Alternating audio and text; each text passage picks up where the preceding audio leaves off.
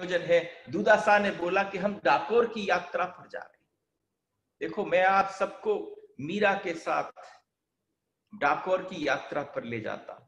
योगी निवृत्तिनाथ ने कुछ आदि प्रश्न आदि सब पूछे मीरा से, और मीरा से पूछने के पश्चात उस छोटी सी मीरा ने उनसे कहा कि डाकोर बाबू साहब, आप पूछिए ना बाप जी से कि हम डाकोर क्यों जा रहे हैं। तो उन्होंने कहा, बेटी मैं सामने बैठा हूं, योगी जी सामने हैं, अरे साक्षात इतने बड़े संत हैं, उनसे तुम पूछो। तो उसने कहा कि मुझे डाकोरनाथ की कुछ कथा बताइए, हम डाकोरनाथ जा रहे हैं पर पता नहीं है। और उन्होंने कहा, एक और बात कहनी है कि डाकोरनाथ में भगवान वास करते हैं, ये कैसे संभव हुआ। गुजरात में डाकोरनाथ हैं। मीरा ने जानना चाहा डाकोर तीर्थ कैसे बन गया। दो ही तो स्थान है हमारे धर्मों के बीच में जहां पर हम जाकर पहुंचते हैं। किसी को हम धाम कहते हैं, किसी को हम तीर्थ कहते हैं। तो उसके मन में उठा कि डाकोरनाथ को तीर्थ कहते हैं, उनको तीर्थ क्यों कहा जाता है। तो योगी निवृत्तिनाथ ने कहा कि एक बार की बात है कि एक वो रहता था, निवृत्ति ने डाकोर में एक गृहस्थ भक्त रहता था, और जो गृहस्थ भक्त था उसका नियम था कि हर एकादशी के दिन द्वारका जाकर रात्रि जागरण करता। रात्रि जागरण में पूरी रात कीर्तन भजन चलता द्वारका में, और आनंद से उस कीर्तन भजन के मध्य में उसी समय दूसरे दिन सुबह सुबह दर्शन पाकर प्रसाद पाकर वो वापस डाकोर आ जाता। एक बार जागरण के मध्य उसकी झपकी लग गई, उसे आंख लग गई, और जैसे ही उसको झपकी लगी तो उसने झपकी लगते ही उसने कहा कि स्वयं द्वारकाधीश सम्मुख उपस्थित हो गए। वह शोभा, वह ऐश्वर्य, वो रूप, वो लावण्य, उसको देखकर वो मस्त हो गए, मत्त हो गए। उन्हें लगा प्रभु कह रहे हैं, अब तुम वृद्ध और निर्बल हो गए, अब तुम थोड़े से वृद्ध और निर्बल हो गए हो, इसलिए बार बार हर एकादशी पर इतना कष्ट करते हो। क्यों ना हो, किंतु मेरा मन करता है कि तुम्हारे बिना मुझे एकादशी भी अच्छी नहीं लगती। द्वारका में तुम आते हो तो फिर एकादशी का रंग चढ़ता है हमारे ऊपर। ऐसा करो कि तुम मुझे डाकोर ले जाओ। एकदम ये भाव, ये अवस्था उन गृहस्थ संत को जैसे साक्षात द्वारकानाथ ने आज्ञा दे दी कि तुम मुझे अपने साथ डाकोर ले चलो। जहां कहा कि जैसे भगवान ने स्वयं आज्ञा दी हो, हम दोनों साथ ही रहेंगे। वो झपकी लगी थी, उसमें साक्षात दर्शन हुआ है, और जैसे ही साक्षात दर्शन हुआ तो जग गए और मनी मन कहने लगे, ये क्या था, ये मैंने क्या स्वप्न देखा। क्या सचमुच मेरे प्रभु डाकोर पधारना चाहते हैं। अहो ऐसे भाग्य कहां मेरे। आज निवृत्तिनाथ बता रहे हैं, जरा मीरा की ओर देखना। मैंने इसीलिए कहा कि अगर आप अपनी आंखों से सुनो तो तुम्हें मीरा जीवंत दिखेगी। निवृत्तिनाथ बैठे हैं, उसके दूदासा बैठे हैं, रतन सिंह अभी अभी प्रवेश कर बैठे हैं, और एक हाथ अपने गाल पर रखकर इस भांति श्रवण कर रही है निवृत्तिनाथ को कि उन डाकोर के गृहस्थ भक्त को लगा कि भगवान क्या सच में डाकोर आना चाहते हैं। अरे स्वप्न तो स्वप्न होते हैं, हे मेरे पागल मना। वो गृहस्थ भक्त बोलते हैं, असंभव की आशा न जगा, ये संभव नहीं। निज मंदिर में जाकर प्रभु के विग्रह को अगर हाथ लगाएगा तो ये जो पंडे पुजारी दिखते हैं ना, ये तेरे को अच्छी तरह से हड्डियां तेरी तोड़ तोड़ के बराबर कर देंगे।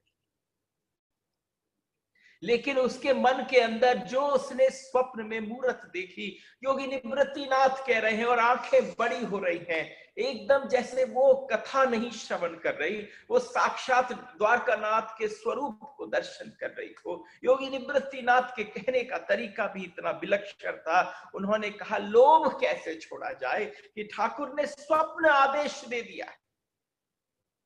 ठाकुर ने स्वप्न आदेश दिया और कह दिया, अरे ले चलो मुझे डाकोर, तो उन्होंने कहा लोभ कैसे छोड़ा जाए, मुख से झरती अमृत वाणी, कानों में अब भी स्वर धीमा न पड़ा, सब कुछ वह मुस्कान, वह भगवान की मैं क्या करूं कहां जाऊं, लगता है जैसे मन में मिश्री सी खुल गई हो, ऐसा लगा जैसे उस मुस्कान पर सब कुछ न्यौछावर कर दूं, नजर क्या कहने में आ सकती है, कोमल पलकें, आम की फांक की तरह से उनकी आंखें, वो काली भंवर सी उनकी पुतलियां, आहा, उस दृष्टि को देखकर ऐसा लगा जैसे कलेजा पहली बार इस दृष्टि में, इस पूरे धरातल पर आकर उसे ठंडक पहुंची हो, प्राणों के चैन छीन लेने वाला ऐश्वर्य और उनका स्वरूप, इतनी मीठी पीड़ा कि मेरे भगवान ने आकर मुझे आज्ञा प्रदान कर दी कि हे भक्त प्रवर, मुझे तुम डाकोर ले चलो।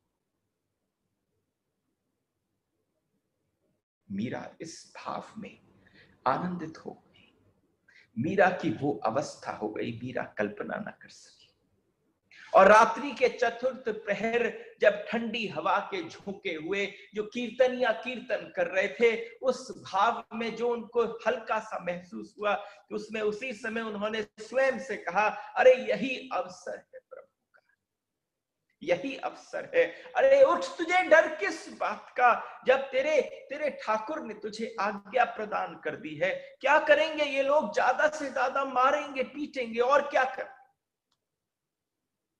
जो भी कोई कुछ करेगा तुझे मैं मार खा लूंगा, आज मेरे ठाकुर की आज्ञा हुई है, उस ठाकुर की आज्ञा के लिए सब कुछ शिरोधार्य है, मैं ठाकुर को लेने के लिए जाता हूं।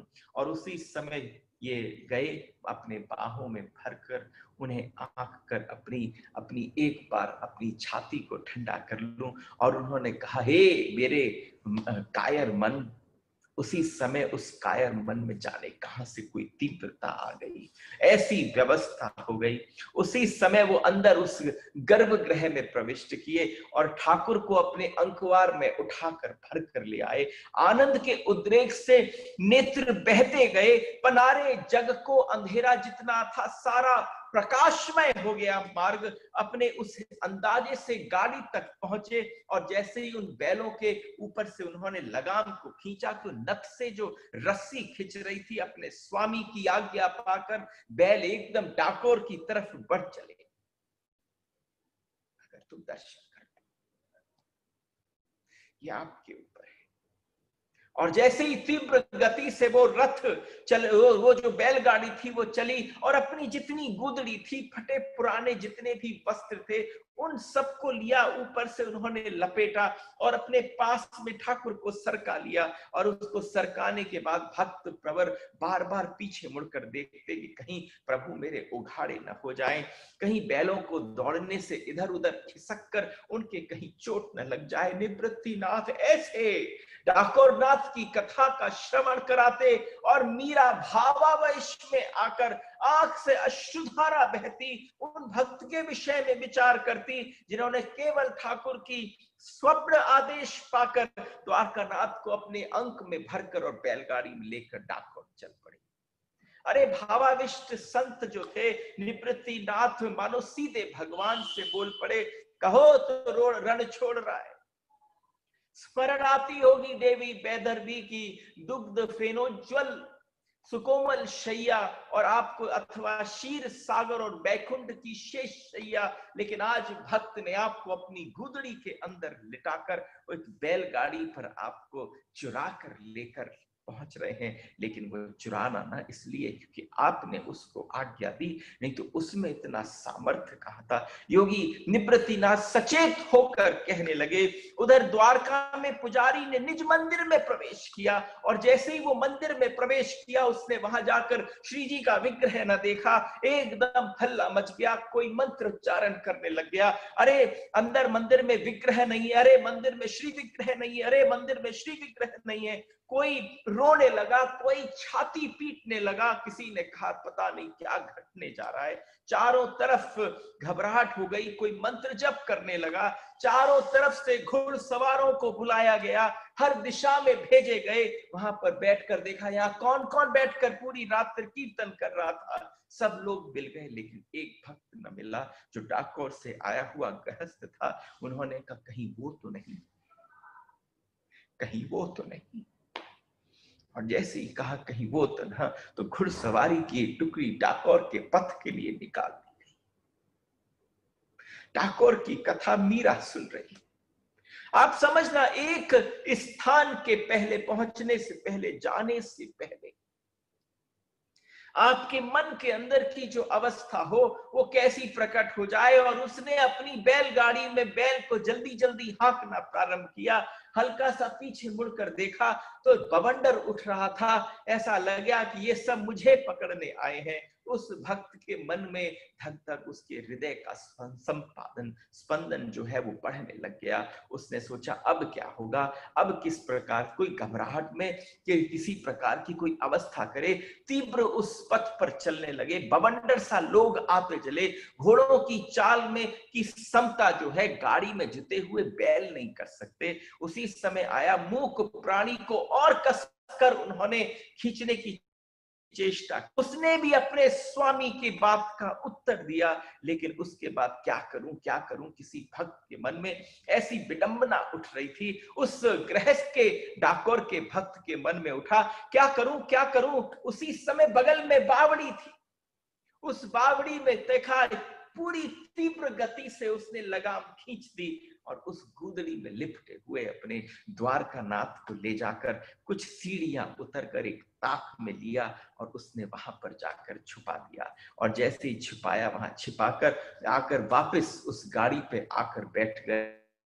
और जैसे उस आरी पर आकर बैठे, ऐसी मस्तिष्क में बिजली कौंध गई। और आप समझना कि सारे के सारे दृश्य सामने प्रकट हो गए कि भगवान ने कहा, मेरे सामने सारी व्यवस्था कर दी। उसी समय, ए गाड़ी वाले रुक जा जरा। एकदम घुड़सवारों ने आकर कहा, ठहर जरा, भगवान को चुरा कर जा रहा है। अरे चोटे कहीं के, जरा रुक। ए शू चोरी ने लाव्यो बाप जी, के बात करो बाप जी। गुजराती का भक्त डाकोर का, उसने छूटते ही कहा कि शू चोरी ने लाव्यो, मैंने क्या चोरी करी है, मैंने कोई चोरी नहीं करी है। जैसे ही बोला कि चोरी नहीं करी, तो गरीब मानस छू। उसने उन घुड़सवारों से हाथ जोड़कर कहा, हूं तो गरीब मानस छू, जे होए तमे गाड़ी में जोई ले, जो आपको इच्छा हो उस गाड़ी में जोई लो, देख लो। सवारों ने गाड़ी में से उसका मटका, उसका लोटा सब उठा के फेंका। और गूदड़ी के नीचे जो था हमारे ठाकुर के पीतांबर का जो जरखनी वाला वो था, जो ठाकुर ने पीतांबर धारण कर रखा था, सूर्य की रश्मियों से वो चमक पड़ा। और उसने छूटते ही घुड़सवार ने कहा, ए चोटे, ये गाड़ी में शू, अरे ये दुपट्टा क्या तेरे बाप का है, बता। और उस समय पर क्या उत्तर दे, बिल्कुल निरुत्तर हो गया डाकोर का वो भक्त। उसके मुंह से कुछ न निकला। सारे के सारे घुड़सवार उतरे और उस पर पिल पड़े। भक्त गृहस्थ को खूब मार पड़ी। मारते मारते लहूलुहान कर दिया। बता ठाकुर कहाँ है, अरे बता चोर कहाँ पर है भगवान। और उसके मुंह से शब्द क्या कराहा तक न निकली। पिटता रहा, क्योंकि भगवान ने आज्ञा दी थी कि मुझे द्वारका में आनंद नहीं, तू मुझे अपने डाकोर को ले चल। उसके मुख से एक शब्द न निकला। लेकिन आज जब हमारी कराह न निकलती हो तो भगवान कराह जाते हैं। अब हमारे मुख से कोई शब्द न निकलते हो तो जो शब्दों से परे है उसके शब्द बहने लग जाते हैं। यहाँ पर भक्त पिट रहा था, भगवान से देखा न गया। और उन्होंने अपने भक्त के साथ रहना चाहता हूं। एक बड़ी दबंग सा स्वर निकला, बावड़ी के पास से आया। उसने कहा, मैं अपने भक्त के साथ अपनी इच्छा से आया, मैं अपनी स्वयं की इच्छा से आया हूं। और मैं अब द्वारका नहीं जाऊंगा, मैं अपने भक्त के साथ रहने आया हूं। इस पर पड़ने वाली प्रत्येक मार जो है वो मुझ पर पड़ी है। और अगर तुम्हें विश्वास ना हो तो देखो बावड़ी के उस जल को, जो पूरा का पूरा लाल हो गया है, उसी लहू से जो तुमने मारा, क्योंकि मार उसको न पड़ी, मार मुझको पड़ी। और सुनो, तुम सबको एक बात कह दूं, वो दबंग स्वर बोल रहा था कि श्रीवर्धनी बावड़ी से, द्वारका में श्रीवर्धनी बावड़ी से मेरा दूसरा विग्रह तुम्हें प्राप्त होगा। 6 महीने के बाद उसको ले जाकर द्वारका के निज मंदिर में स्थापित कर देना। चकित हो सब बावड़ी की तरफ भागे तो सचमुच देखा कि जो पानी था वो लाल हो गया था। भक्तराज से क्षमा मांगी, मांगकर सवार लौटे और धीरे धीरे बावड़ी में उतरे तो श्री विग्रह को उस भक्त ने अपने छाती से लगा लिया। नेत्रों की वर्षा से उन्होंने अपने प्रियतम को स्नान कराया। हिचकी बंद गई रोते रोते उनकी कि आपने मुझ पर कृपा करी, आपने मुझ पर कृपा करी। वहीं सीढ़ी पर बैठकर श्री विग्रह को, वो द्वारका नाथ को छाती से लगाकर गदगद कंठ से कहने लगे, हे मारा धनी, तुम धन के पीछे भागते हो, लेकिन वो परम धन है। तुम पद के पीछे भागते हो, वो परम पद है। और यहां पर जो भक्त है, जो जिसके पास कुछ नहीं है, जब वो अपने गोविंद को अपने अंक में भरता है तो उसके मुख से निकलता है, हे तेरा मारा धनी। हमारे श्री राधारमण को हम क्या कहते हैं? हमारे प्राण धन। अरे प्राणों का जो धन है वो कहते हैं, यही धन। तुम इस धन की संपदा को इकट्ठा कर। जैसे ही उसने कहा, मारा धनी मुझ अधम माटे एटली बधी कृपा, मुझ अधम माटे एटली बधी कृपा, एटली बधी कृपा मारे माटे तमे केम ली थी। आपने इतनी मार मेरी वजह से क्यों खाई? अरे नरसिंह मेहता को सुनो ना, भगवान ने उसको राग केदार दिया था, और जब राग केदार दिया तो जब राग केदार गाते नरसिंह मेहता तो भगवान प्रकट हो जाते। वो डायरेक्ट लाइन थी। और जैसे ही नरसिंह मेहता गाते तो भगवान प्रकट हो जाते। हर जगह पता चल गया कि जब राग केदार में नरसिंह गाता है तो कृष्ण उतर आता है। कर्जा ज्यादा बढ़ गया। गए किसी बनिए की दुकान पर, उसने जाकर कहा कि कुछ अपनी तरफ से छोड़ जाओ, कुछ भी हो तुम्हारे पास वो छोड़ जाओ। तो उन्होंने राग केदार छोड़ दिया।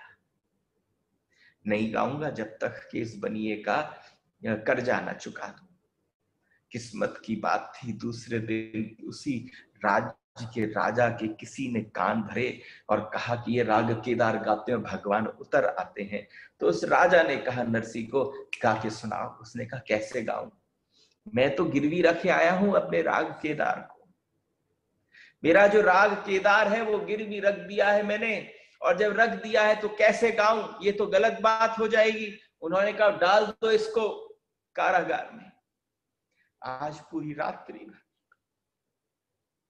आज पूरी रात्रि भर हमारे गोविंद ने नरसिंह मेहता से केवल राग केदार न सुना, उन्होंने रात्रि भर गालियां सुनी। उन्होंने, नरसिंह मेहता ने रात भर भगवान को गाली सुनाई। और दूसरे दिन सुबह राजा आने वाला था, फिर कोई और बड़ी उनको सजा मिलती। लेकिन जैसे ही रात्रि के उठने से पहले दिव्याति दिव्य एक माला लेकर भगवान कृष्ण उसके अंदर प्रवेश करते हैं और उनको माला धारण कराकर कहते हैं, इतना राग केदार में मजा नहीं आया नरसिंह जितना तुम्हारी गालियों में मजा आया।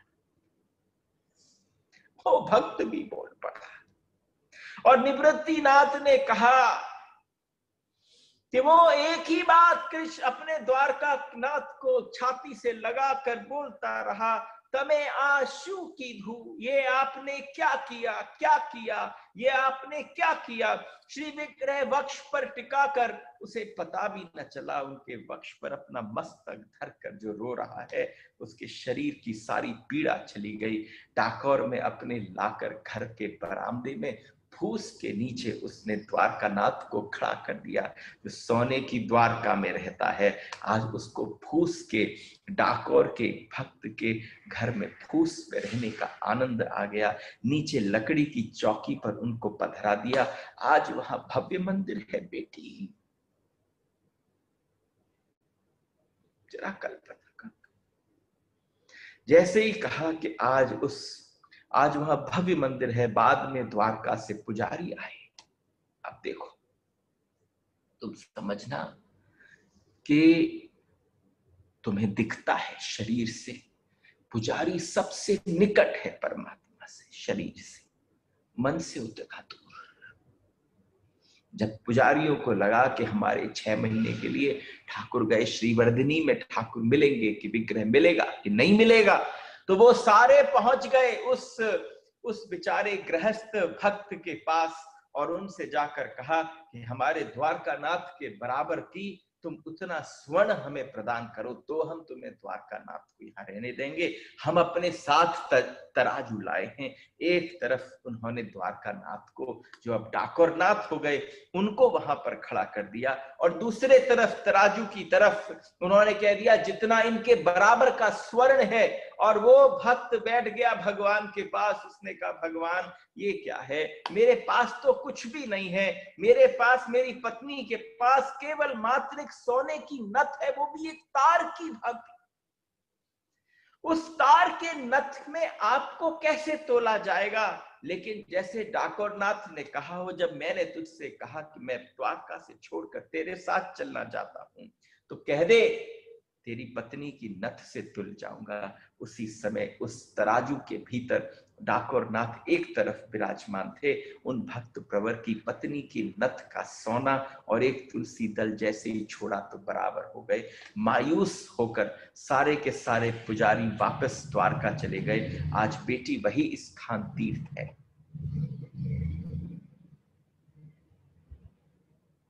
एक बहुत सुकोमल हृदय होता है बालक का, उसके प्रश्नों को बहुत प्यार से अगर हम सींचे।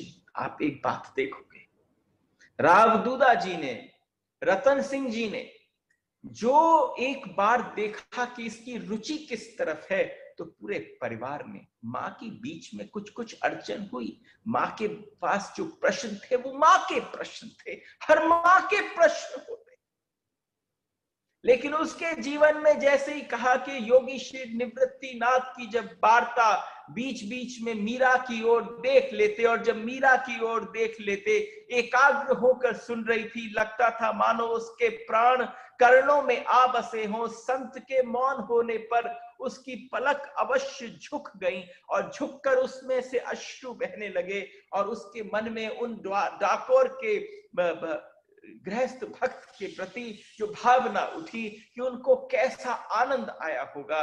एक पल के लिए लगा जब पहली बार उन संत ने मुझे मेरे गिरधर गोपाल दिए, छाती से लगा, तो जो ठंडक मुझे पहुंची वो ठंडक उन संत को पहुंची।